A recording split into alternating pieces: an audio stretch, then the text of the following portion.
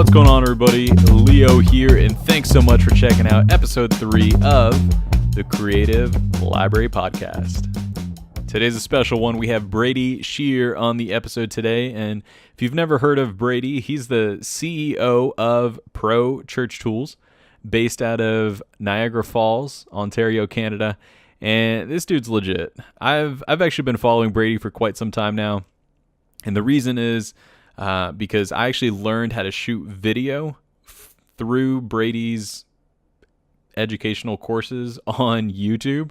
And actually through the interview, I found out that it was his very first educational course, educational content that he put anywhere. So I've actually been following him his entire career. So that's pretty cool. But yeah, I mean, just really knowledgeable guy. And I've really enjoyed seeing him go from, just putting stuff on YouTube to, starting a business and his business growing to a team now of creatives. And I think he's actually serving people worldwide now, which is crazy. So, and the dude's only 25 years old. Blows my mind. Really, really solid dude. But yeah, he talks about the importance of trusting the process. And that's so applicable to any creative, really. And I'm excited for y'all to hear what he has to say about that. And towards the end, he actually goes on a little rant for churches wasting time. So yeah, excited for y'all to get into the episode. Before we do that, this episode is brought to you by Soundstripe. And if you've never heard of Soundstripe, they are a music licensing company where for $10 a month or $97 a year or $98 a year, you get to license as much music as you want. And the music that you find on there is actually usable. I've really enjoyed the playlist selection that they have on there. You can use it for corporate work, for wedding videos, for your YouTube videos, church videos. Doesn't matter where you're using them. You can license solid music at a really affordable price. And in the link below, if you use the promo code Creative Library, you get 10% off your first purchase. So that's it for Soundstripe. Check them out, and let's go ahead and hop into the episode. Oh, actually, before we hop into the episode, unfortunately, the video feed did not work. It corrupted or something. I don't know what happened. So I only have the audio version of our interview, unfortunately. I'm still putting this up on YouTube, but we have it only in audio form. So just want to let y'all know that your screen is not messed up. I'll put a picture of Brady up or something. I don't know. So yeah, so let's hop into the episode. We'll see you after.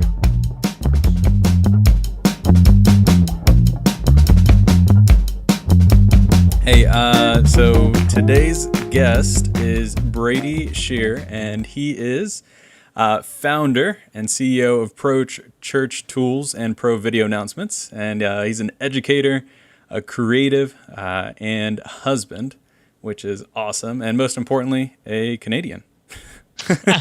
First and foremost. First and foremost, exactly. No, that's cool. Hey, Brady, dude, thank you so much for coming on. And I know you bring a lot to the table, so I'm really thankful that you took the time to come out here and be on the podcast. Well, I love podcasting, Leo, and it's always an honor to be a guest on someone else's podcast. So I'm just thrilled to be here. Yeah, no, that's cool. And so a little bit for Brady, but also for anybody new to the podcast, this is Creative Library, where we're just going around talking to creatives in the field and just hearing their story. Like we can always look at people. If we're just getting started in the creative field, we can look at people and say like, oh man, those guys have made it. They're done. They're settled in and all that. But we don't know where they started. And Brady, I mean, I've been following you from the beginning, as we just said a little bit ago. But yeah, man, I just want to hear your story and see where you've come from and where you are now and where you plan on going later on. Yeah. Should I start from the beginning? Yeah. I mean, I guess the first thing to ask is like, where I don't know, where'd your passion for creating begin? Was that like video? Was it graphic design? Was it something else? What was it? I remembering, man, my creativity has always been a key part of who I am and who I was, especially as a child. I remember being in grade 6, Leo, and really enjoying the classic comic strip Calvin and Hobbes. And I remember being like pretty proficient at drawing exactly what I would see in like Bill Watterson's strips, like pretty much identical. I wasn't like super great at like creating something from scratch. If you asked me like to like draw a cartoon of like a cat, it would not look like a cat. But I was so good at like creating the exact same thing, not like without tracing, just looking and creating something. So I remember really enjoying cartooning as a kid. Grade 7 and 8, I started getting into painting. And I remember, again, same thing, like looking at like a famous piece of art, and then taking a canvas and like my oil paints and like trying to like recreate it identically as much as I could. I remember being in the 10th and 11th grade in like communication studies down in like the nasty tech wing of my high school. And we had this big green screen in one of the classrooms. And I remember I had this big French project on the Count of Monte Cristo, and you had to like do like a book report, but you could also like include multimedia. And so like I did the whole thing entirely on green screen. I remember like creating videos for my youth group. So it was always like a part of me, just like doing these random things here and there. And then I got really serious, or more serious, I guess, once I was in Bible college. I was studying to be a student pastor to work with teenagers and youth. And I kind of decided that I wanted to instead do more digital communications, digital media stuff. So I got hired on at my church as the media director. And that's where I really started to intentionally learn about video, graphic design, website building, social media communications, and all that stuff. But it's always been a part of me the whole way through, Leo, just these little things here and there, like weird green screen book reports that really don't know why they happen, but they did. I think I got a pretty good mark on that as well. So yeah. I'll take it. Nice. There you go. That's good. Yeah. I mean, like, honestly, I feel like that's how a lot of people start off. I mean, especially, I don't know, among like, I mean, I started off in church, like doing, that's how I got into the creative world is actually, well, for those of you listening and don't know, the way I got into video was actually through Brady's online YouTube tutorial. It's like 40 videos or something like that, right? Yeah, I called it the church video series. It was like the first thing I ever did online. And it was like, I just learned how to operate this camera and shoot video. Yeah. I'm going to teach others for free. I'll just put it up on YouTube. So it was like, I created 40 videos in like the summer between 3rd and 4th year of Bible college and put them up there. And some people like you, Leo, watched them. So that's great. Yeah. And I mean, it's crazy. Like, I don't know what it was. I think it might've been like just your personality. You were just like really chill, laid back, but still like, like the videos were like super informative and really short. So it was like my perfect millennial time span brain. Got him. And yeah, I mean, it was just awesome. I mean, I don't know, like I think I just said that more recently, is like, I don't know if it's too cheesy to say that like those videos, like this dude right here, just like literally changed my life, because now I'm full-time video and it's awesome. So, and I mean, yeah, like for me, my like the way that I started off was doing church videos, and I was just like, oh, this is awesome. Like little side projects here and there. And I don't know, it's just a lot of fun when, I guess, I don't know if you were being paid at the time to do those videos or if it was just for fun. Like how was it at the beginning? In church? Yeah. Yeah. So I was hired part-time as the media director at my church. It was like 20 hours a week. I think I was getting paid $1,200 a month, which was awesome for me in Bible college. I mean, I was married, so it wasn't like it was a lot of money. I remember my wife was working in insurance, and then she would work at Forever 21 in the evening. So she still had 2 jobs. It was a pretty hectic time. Mm-hmm. And, but I remember, like, my pastor still says today, we're good friends. I moved across the country back home. Mm-hmm. So I don't work with him anymore, though that would be great. But we're still good friends. I remember asking him, and not even too long ago, I was like, why'd you hire me, dude? Like, I had like no experience. Yeah. And this goes back to one of those weird like creative trails in my life that existed.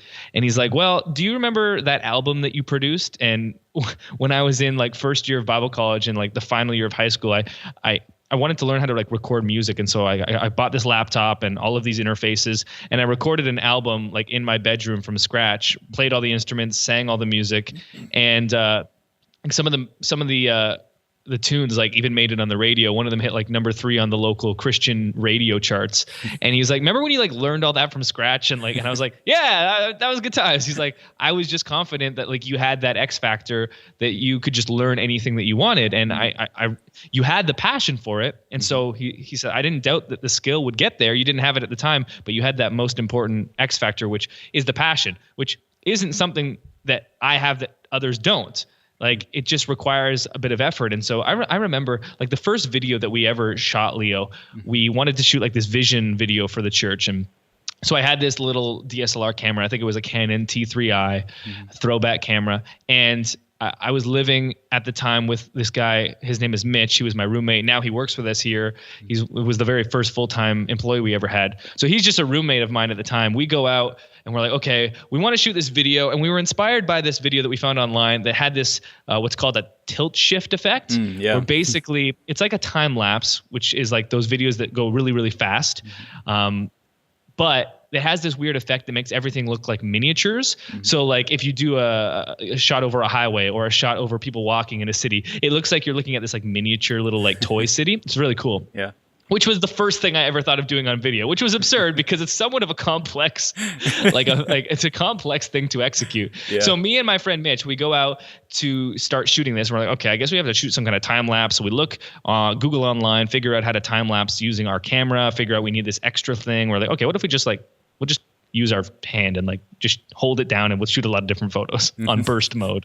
Anyway, so we go to this like intersection of this busy area in not the greatest neighborhood in the city of Edmonton, which is about 1 million people. Yeah. And we're standing on this intersection and I'm like, okay, we don't have any stabilization for this camera. We don't have a tripod. We don't have anything.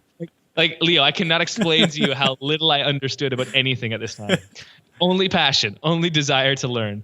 So I'm like, oh, okay, what if I climb on top of this electrical box? I'll point the camera towards the intersection and like this will act as kind of the tripod. It'll be stable and it's high enough where we can get a good angle. And totally safe.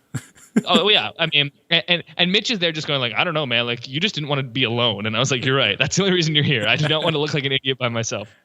Anyway, so I climb on top of this electrical box. I position the camera towards the intersection. Like I frame it up. And just as I'm about to like start shooting some photos, all I hear like behind me is, wee, wee. And I turn around and there's 2 cops that pulled up and they get out and they're like, what are you doing, young man? And I'm like, I'm just trying to shoot a video for my church. And they're like, sure. Anyway, they let us off with a warning, but apparently taking a camera and pointing it directly at cars that are driving by on top of an electrical box looks a bit shady. It wasn't illegal, but they're like, don't do this. And I was like, okay. Yep. So we went back to our apartment and I was like, you know what? I'm never doing that shooting video again because this is the worst thing ever. But the shock of that initial experience wore off over the next couple of days, and we eventually figured out that tilt shift effect. We got a tripod, found some places to shoot that were better than a busy intersection with license plates and people's faces. And we eventually made that first video. It was a huge success in the church, and it was that kind of first win that I needed to kind of prove to myself, yeah, you can do this, even if it's not going to be always 100% smooth, but you can do it. And that was the first project that I ever did. Yeah. Dude, that's so cool. I mean, it actually reminds me one time it was early on in video making, and we were shooting a video for our church. It was like a sermon bumper, and it was supposed to be in like the idea was to do a kind of like a shoot in a cul-de-sac, just do like a twirling kind of effect. And so me and my friend Whitney, we were driving in this cul-de-sac. Like she was in the driver's seat, I was in the back seat out the window, just like holding the camera. And I mean, the cul-de-sac was like in a pretty bad neighborhood. I don't know, well, not bad, whatever. But this old lady comes out of her house and she just starts yelling at us like, "Hey, what are you kids doing? Blah blah blah! Don't you know that there are kids running around?" I was like, well, I'm looking around, there are no kids around. But I mean, it was just like, I mean, it was so funny. I just wanted to go talk to her. I was like, "Hey, I'm sorry, like we're just shooting a video." And she's like, we live in a college town. She's like, "Oh, are you doing it for the school?" And I was like, yeah, sure. Yeah, yeah. Nice. And she's like, oh, okay, sounds good. I was like, all Oh right, man. sounds good. But yeah, I What is it mean, with people when you're filming in a neighborhood coming out and being like, "You can't film in this neighborhood"? I'm like, "Yes, it's called public property, you crazy old lady. Go inside." the joys of creativity. It's a lot of fun. Yeah, man. No, that's really cool though. And I mean, just as you progressed, I mean, you were on staff at a church, and then when did Pro Church Tools, like, when did that idea come about? Was that like, I don't know. Yeah, I mean, just tell us a little bit. Actually, before you get into that, tell us what Pro Church Tools is for those of the people that don't know. So Pro Church Tools is my company. We're an entirely online company. We're based in Niagara Falls, Ontario, Canada. Right now we've got me, 5 other full-time employees. We just moved into our new office space, which is exciting. Finally out of my renovated garage in our backyard. We're 3,000 square feet, brand new industrial office space, which is really exciting. And basically what we do is we create tools to help churches communicate better. Mm-hmm. So we've got some client services that we do. We're building some software currently that's going to be released this year, which is really exciting. Yeah. We also have our education platform, which is where we teach, which is where Leo first found us. We give a ton of stuff away for free. We've got a weekly podcast, articles, video training, and then we have some paid courses too, where we do really deep dives into specific communication avenues like Instagram, sermon bumpers, video announcements, Facebook, Twitter, Snapchat, building a website from scratch, learning how to use Photoshop, all of those sort of things. And so that's what we do. We create tools for innovative churches to help them communicate better. Mm-hmm. Yeah, that's when I first saw you guys, I was blown away by it's such a needed area for someone to come in. I mean, churches, I know we're a part of a church plant, and I know just getting started, to pay someone to do, anything creative is so hard. You just don't have the funds to pay someone, and the volunteers, you don't know what you're going to get. But just the product that you guys put out, one, it's crazy high quality. Absolutely amazing. Whether it's, sermon bumpers or graphics or anything, whatever, but it is incredible, and it's affordable, way more affordable than hiring on a creative person. And that's awesome. You guys are doing some awesome work for Jesus. That's pretty sweet. Yeah. And it's a lot of fun. I get to make I get to make art with my friends, and we're incredibly fortunate. So I try not to take that for granted. Yeah. That's great. That's cool. So where did that whole Pro Church Tools, do you remember when you first had the idea of starting it up? Yeah, it's interesting because I remember a specific email that my best friend, my best friend at the time, my best man also, he sent me this email because we had been talking about kind of taking the skills that I was learning and just sharing them and teaching them. Online business had always been super interesting to me. And he sent me this email and he's like, here, what about the idea of Pro Church Tools? That's a cool name. And he had a bunch of other names in the email. He even registered a domain for me. And I was like, oh, okay. And I kind of just played around with the idea for the next 12 months,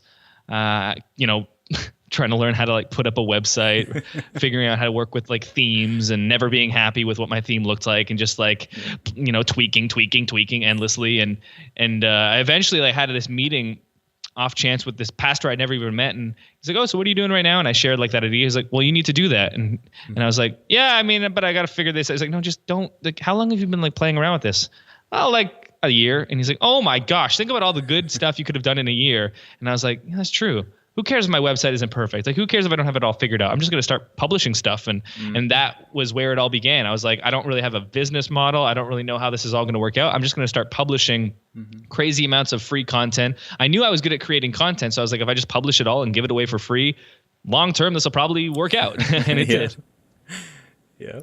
Yeah. No, that's really cool. And I guess with getting started and not really having a full idea kind of laid out, I don't know, what kind of, were there any struggles that you came across in the very beginning? Yeah, the biggest struggle was consistently creating content. And so one thing that I did, Leo, was I started getting up at 5 a.m. every day. I was in school at the time. I was married. I was working at the church. My wife had 2 jobs. We were living in the most northern major metropolis in North America. It's 1 million people. And if you've ever seen the show like Ice Road Truckers, that's basically like the roads. They don't plow the roads. They don't salt the roads. It's just like crazy. Like if you're not from Canada, it's hard to understand. Even if you are from Canada, it's hard to understand. Like when I moved there, I was like, oh yeah, this will be great. And then I was like, no, this is the worst thing ever. And so that's why we moved back.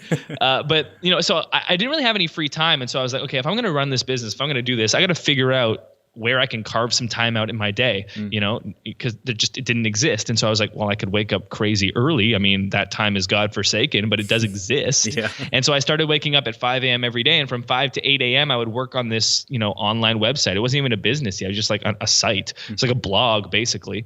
And I just dedicated myself. And so like for the next year, I would just wake up at every day and I just create something. I'd write a blog post. I'd write a video script. I'd, work on creating a podcast. I'd do some freelance work, whatever it was. And eventually I built enough momentum where I had this like budding audience. And if there's anything that I can share with those that are listening, is like the most important thing that you can build with your business is an audience. So right now we have like 26,000 churches on our email list, and those people listen and see me as an authority for some reason.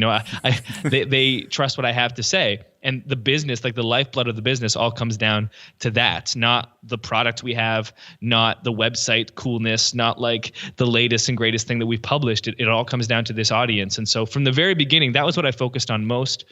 But yeah, the biggest challenge was like doing it consistently, getting out of bed at 5 a.m. and saying, okay, I'm going to write another blog post and my mom's going to read it and maybe no one else. But I know that I'm trusting in this process. And that was one of the biggest things that I think I committed to.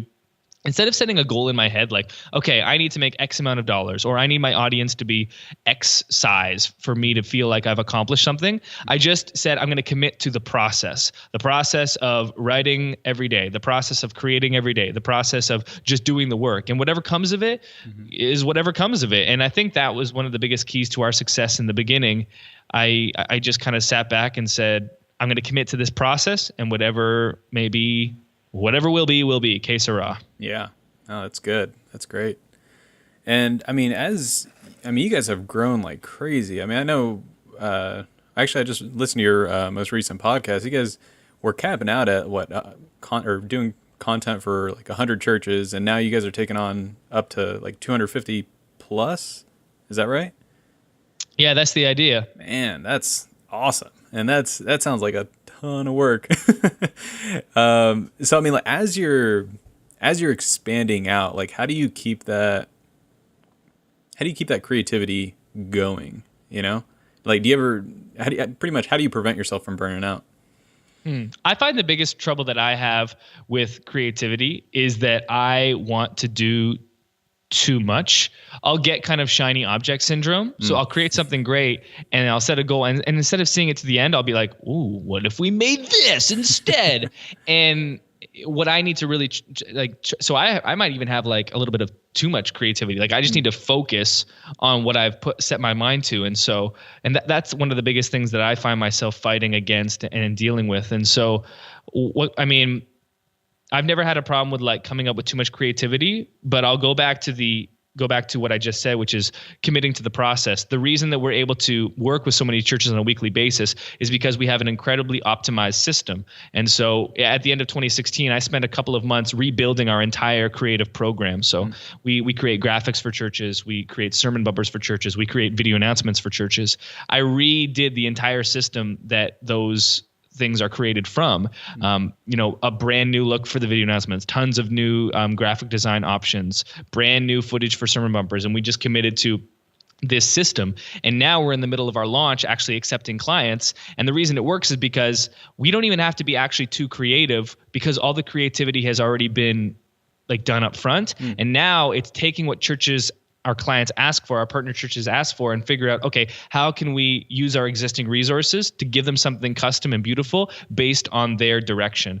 And so when you commit again to the system and not the outcome, that is, I think, where you find an unlimited supply of what you need. So, I don't really ever worry about running out of creativity. I don't wake up in the morning and think, okay, I gotta like figure out and then write a goal on the wall. This is the same way that I lost 30 pounds last year and kept it off. I didn't say, you know what? I need to look like this, or I need to lose this amount. I said, okay, I'm going to eat like this every day because I can control that, Leo. I'm going to go to the gym this often because I can control that. These are the regimens I'm going to follow. And whatever comes, que sera again. And so I think like really committing to a system and trusting the process and letting the results speak for themselves is the best way you can do it, because you can't control the results. Well, we're opening up pro video announcements to 250 new churches. I can't control if 500 are going to try to sign up, or if 250 are going to sign up, or if 20 are going to sign up. I can't control that. I can only commit to doing good work and, doing the things that I know are going to work out in the long run. And that's where patience comes in too. Like, it's so hard for me sometimes to be patient. I'm like, well, it's already been a year. Why have we not? It's like, okay, like be patient, like stick to it, keep doing it. The weight loss example is a perfect one. There would be days where I'm like, I just don't know if I can why haven't I arrived at like where I want to be? And I'm like, okay, no, just stick to the process. You'll eventually get there. Just commit to the process and everything else will take care of itself. Yeah, no, that's great. I mean, I feel like that can be so, you can adapt that to any kind of creative field. I mean, that's like, I'm hearing you talk and I'm applying it to wedding videography, which is my primary job. And I mean, I can't control how many couples I have contact me and how many weddings I have. All I can really control is like the output, like my own work and my own creativity, like just my own output. But man, if I keep doing that, then the clients that I want, they're going to come and they're going to be a part of that system. And that's so cool. That's that's really helpful. Just work the system. Yep. No, that's cool. And I guess kind of going a little tangent here. So you're a Christian. I'm a Christian, and like just as a creative, I don't know, how do you like where does your passion of creativity, like how do you focus on like what's most important when it comes to creativity? So I think in one of your most recent interviews I think it was last year, someone talked about focusing on the people versus production. Can you talk a little bit more about that? Yeah, totally. Refresh my memory on where you heard that again, because it sounds so familiar, and I know I said it. I just want to make sure I have the right context. No, you're good. So I think it was at SALT conference. Right. And I can't remember who exactly you were interviewing, but right. Yeah, but I mean, it was, I think, I mean, it just hit home for me personally, just because, I mean, as a creative, like anything you create, obviously you want to receive feedback and just be like, oh, like, man, what I made was awesome. But I mean, as a Christian, it's like, it's not about me. It's about, your creativity. It comes from God, and, you want to put it back towards him. So for you personally, specifically working with churches, like how do you walk that line? How do you bring your heart back to what's most important? I have a tendency, and I think a lot of us have this tendency, to fall into traps such as gear gluttony, which is something that we talk about, which is where you can get so wrapped up in something that is entirely unimportant except to you. So I'll look at a video I've created and I'll be like, you know what? The coloring, it's just not exactly what I need. This is trash. Burn it. And someone else will look and be like, oh man, the story was so great. It deeply affected me. And so what I've really dedicated myself to over the last 12 to 18 months is really focusing primarily, more than anything else, on storytelling. Because if I can dedicate and devote my art, my communication to storytelling, if that's the thing that's pinnacle and I'm prioritizing that above all else, even above proper exposure, the most perfect focus, the most beautiful design and website that is like absolutely unreal. If storytelling is at the top, that's always going to come out a win for everybody, because storytelling is the most powerful form of human communication. It trumps everything else whatsoever. It crosses every language, every culture, every age, every generation. One thing that has really convinced me of that is looking at the way that Jesus communicated. You meant, this question started off with, you're a Christian, I'm a Christian. Jesus, one of the most powerful communicators of all time, bringing these complex truths to the world, kind of changing a culture just with his life and with the way that he communicated. And if you look at all of his teachings, 35% of it was storytelling. And so he's taking the most, important truths of all time, and instead of like laying it out in statements or commandments or do this, don't do that, he's telling stories, because he recognized this is the most important and effective way to get people to understand what I'm saying, to get them to grasp it, to get them to remember it. And now it's, 2,000 years later, and we're still talking about these stories because we're still retelling these stories in different mediums. And so that's what I'm trying to prioritize most. I know that if I can focus on story above all else and prioritize that, everything else will fall into place. Very similarly to trusting the process and letting the results, this is one of those things where I am in control of what I prioritize. And if I can have storytelling as my North Star, I will get to the destination I want to. If I focus on like the perfect coloring or the right camera or, the coolest website, I'm not going to be going in the right direction. And who knows where I'll end up that way. Yeah. But, set the right part of your compass to true north, and you'll get to your destination. Yeah. That's awesome, man. I love that. That's so cool. Yeah. And, so I mean, for you've been in this field of creativity and like a church aspect for quite some time now. And I mean, you've worked really hard. You have an awesome team around you, and now you're serving other churches. What would you say? What would you say to someone either listening to this podcast who's working on a creative team solo in their church? What would you say to them? Yeah, like we like to call these people the one-man band, the one-woman band. Yeah. I was that at the very beginning of my business. I was that when I got hired on as media director. I've been that when I served as a volunteer. So I very, very much know what it's like to be a one-man band, to be a one-woman band. The best thing you can do when you're that is, you just can't really afford to waste any time, effort, or, resources.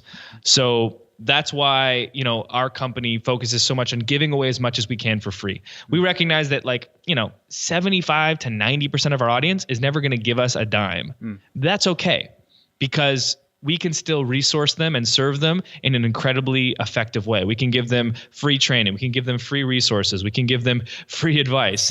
and when you're working in the church world, we're still a for-profit company, but when you're serving churches, that's so important to me. Not to and that's why the foundation and bedrock of our company is to give away free content. That's the first and foremost plan before product, before making money, because we know, one, that's a great business strategy. And two, it's going to expand our reach far beyond, another dollar, but, into eternity, that's going to expand our reach. And so if you're a one-person band, the most important thing you can look at is okay, where am I wasting time? I think churches waste so much time on things that just aren't important. 3 big culprits in my mind are stage design, live streaming, and church apps. 3 things that require so much time, effort, and money that just don't give enough return on investment.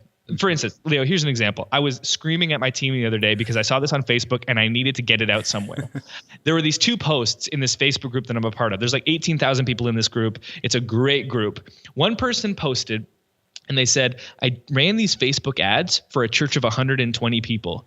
I spent $78 and 11 new families came to the church. He then shared the entire case study with creative examples. It was like a 3,000 word post. It was the greatest thing I've ever seen. Wow. And I was like, 11 new families for $78 for a church of 120 people? That is an absolute game changer for churches. That changes everything. The post had 100 likes on it. I then saw a post the very same day.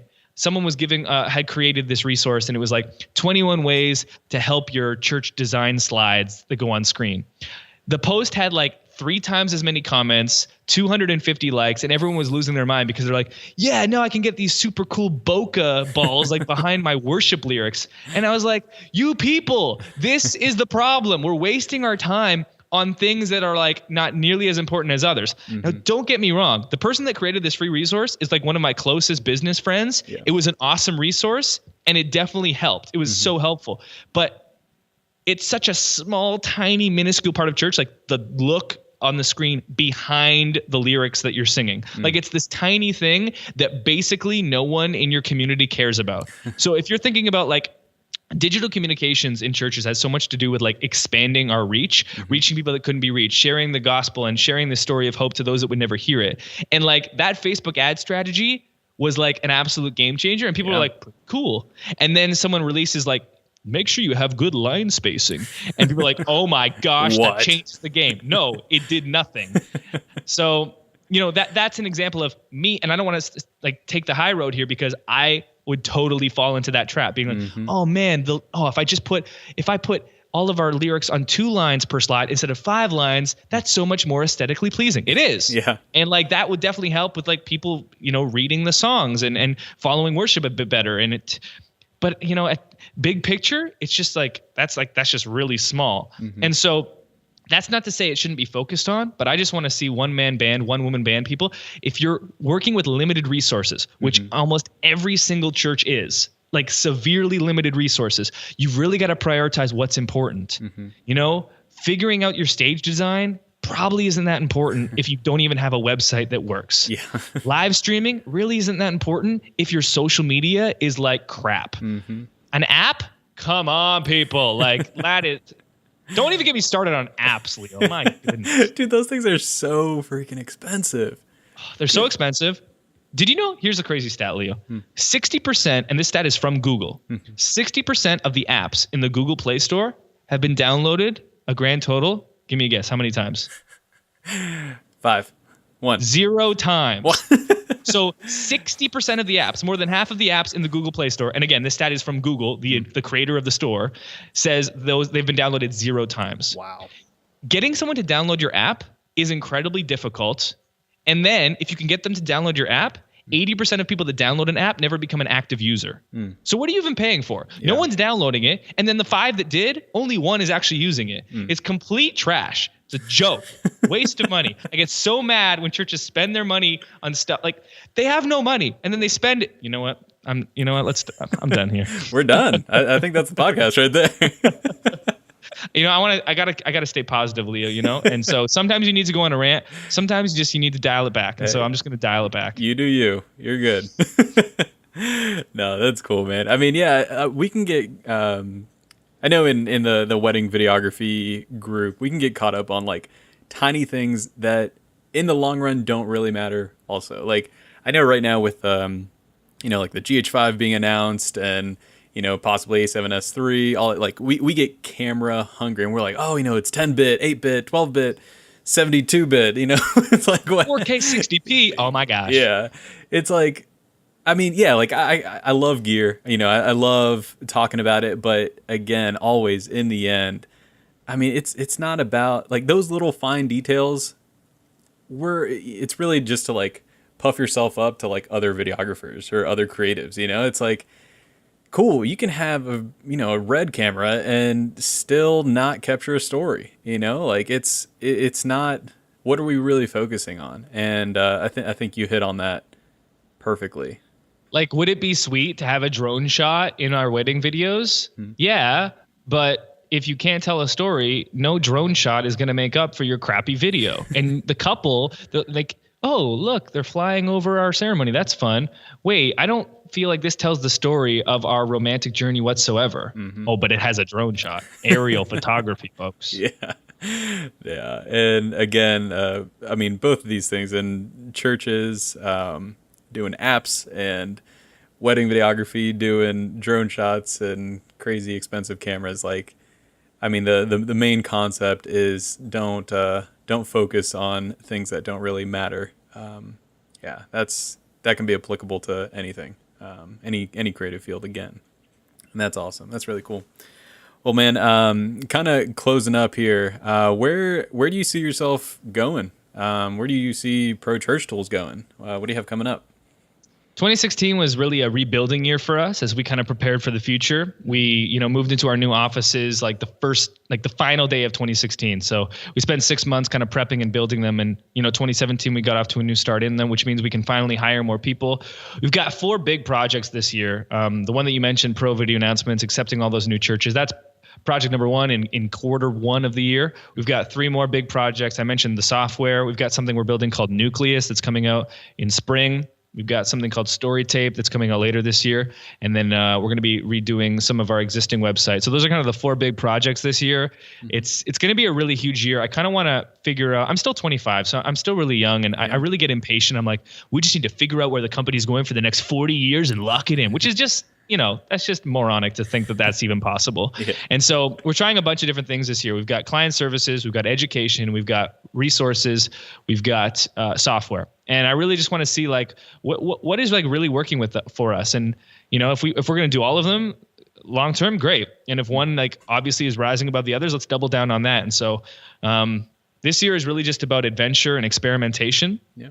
And kind of like planning for the future, and it's just really exciting. I'm having a blast. Yeah, that's really cool, man. I'm personally like really excited to see where you guys go. I love the output that you guys or the stuff that you guys put out, both educational stuff and just helping other churches out. Like that's awesome, man. That's really cool. I'm excited to see where you guys go.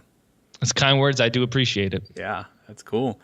Well, dude, thank you so much, and we'll wrap it up here. And anything else you'd like to say? Closing thoughts? No, I'm just glad to be here, and keep putting what's most important first. Trust the process, and keep creating great things. The world needs it. Cool, awesome, man. Well, thank you so much, and I'll catch you later. All right, talk to you later, man. Later. So that was my interview with Brady Shearer. As you can tell, really solid dude, really knowledgeable guy. And actually, from the time that I recorded this episode to now, Brady's actually started an Ask Brady podcast, an Ask Brady show, really. And you can find that on YouTube.